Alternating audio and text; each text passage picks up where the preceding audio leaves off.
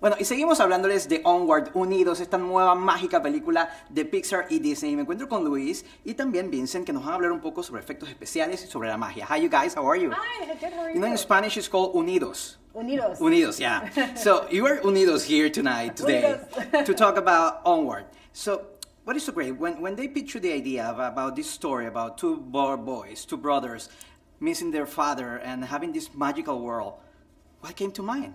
First I thought, awesome, wizards. Wizards, Magic. Yeah, because you like that. Yeah, because I love the genre, and I also immediately wanted dragons in the movie, and unicorns, and all that fun stuff, which were already being made by the time I came in, so it was really exciting. This magical world, it was created from scratch. It's like, we pitched the idea, it was the idea to be medieval, to be magical. It was already, when it was pitched, the original idea of the story? Or it just evolved? I think pretty early on. I know first it was the story about the brothers and missing their father, and then out of that it quickly grew into fantasy because magic felt like a perfect way to tell that story. And this story is about magic, the magic of living, the magic of giving away so many things to others. When you began working, how was the research? That's a very big, important piece of this movie, the research that you did, because this is fantasy, this is all created. What were the limits? A big part of that research early on was going to the Renaissance Fair, and it was real. I know Dan went, and he got dressed up and had the full experience. It was very hot, so that was fun. And the fellowship came in play a lot too, because we were all big fans of fantasy, and we would bring all of our individual ideas and taste to the table, and Dan used that a lot too. What about you, Vincent? Any research? Yeah, I mean, as far as research, again, it was a very unique opportunity for our department to get involved in a film like this, because to be able to use effects as a character in a film is just a unique opportunity, even at Pixar, to do something like that. So we jumped in head first and started filming references, started thinking about character. We checked in with animation and asked them about performance. We looked at past animated films, live action films, just how effects has been used that way, and we wanted to bring something very unique to the film. And something great might be trial and error, trying things, working with them. Sometimes they work, sometimes they don't. Absolutely. Right. Do you miss anything of those things that aren't in the final film?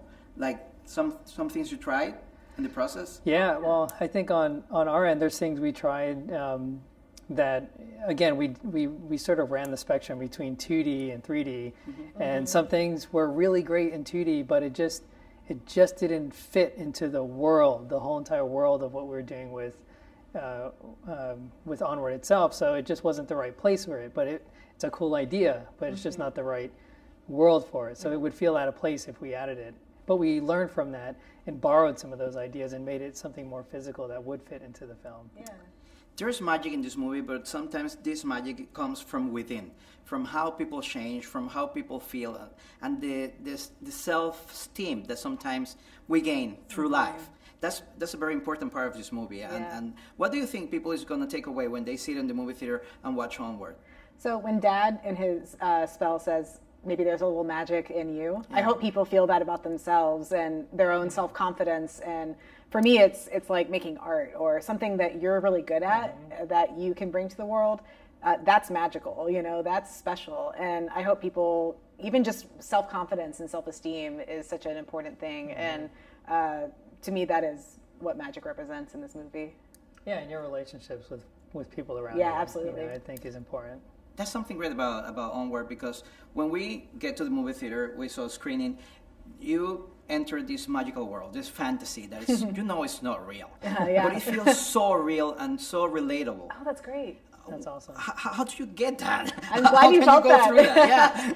Sometimes it's trial and error. You intuition. You kind of have to feel it out. And we had so many screenings where we didn't feel that, and so we would keep going back and reworking things or change something here to make this part work better. And for Vincent's part, making the effects really believable was really helpful for us too. And it's 5 and 6 years to make that get to that point.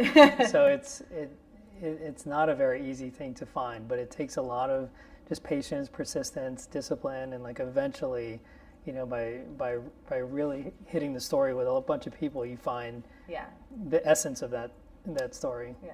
There are 3 acts in this movie, and do you have any special like characters or situations that you're gonna take away with you? Like, oh, this is my favorite part. Can you share that? Yeah, my favorite part in the movie is a spoiler, so I can't share it. But my favorite character is Barley. I love Barley. He's just so much fun, and he reminds me of so many of my friends that I've had and who have encouraged me in the way that when I felt like Ian and I wasn't confident. And so I really love Barley and what he represents. And for you?